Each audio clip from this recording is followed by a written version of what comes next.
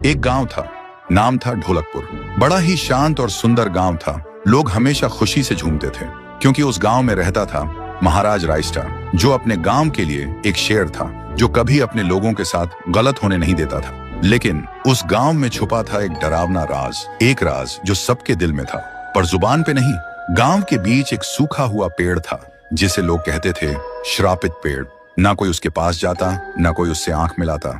हर पूर्णिमा के अगले दिन उस पेड़ के नीचे एक लाश मिलती थी। लोग कहते, रात में कोई आता है और लाश छोड़ जाता है, लेकिन कभी किसी ने कुछ देखा नहीं, और देखता भी कैसे। जो देखता वो अगले दिन पेड़ के नीचे होता था। एक दिन रायस्टार ने ठान लिया, बस अब और नहीं, इस राज का अंत मैं ही करूंगा, क्योंकि ढोलकपुर का नाम मिट्टी में मिल रहा था। फिर एक पूर्णिमा की रात रायस्टार चुपके से जाकर पेड़ के पास बैठ गया। रात के 2 बजे एक आवाज आई, थुंग थुंग थुंग थुंग थुंग थुंग थुंग थुंग थुंग सहूर।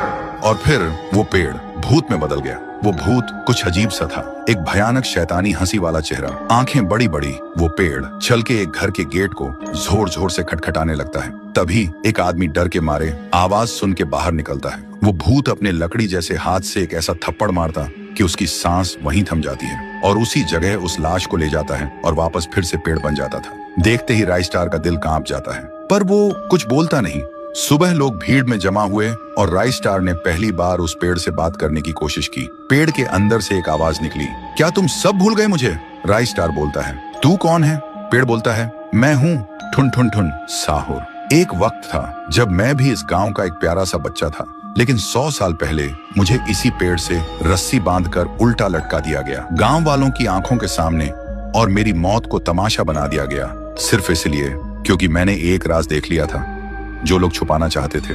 और उसी पल से मेरी रूह इस पेड़ से जुड़ गई। उस दिन से मैं इंसान नहीं, एक सज्जा बन गया, और हर पूर्णिमा में एक राजदार को चुनता हूँ और फिर उसे उसकी खामोशी का हिसाब देता हूँ। रायस्टार बोलता है, लेकिन अब तो वो लोग मर चुके हैं ना, जो तेरा कसूरवार थे। अब तू मासूम लोगों को क्यों मार रहा है? पेड़ कुछ देर चुप रहता है, फिर बोलता है, ठीक है, बस एक बार मुझे याद करो, एक दिया जला दो, फिर मैं कभी किसी को नहीं मारूंगा। फिर रात में सब लोग आते हैं, एक एक दिया जलाते हैं, और तभी पेड़ अपने आप से आग पकड़ लेता है, और आखिर में मुक्ति मिलती ठुन ठुन ठुन साहुर को।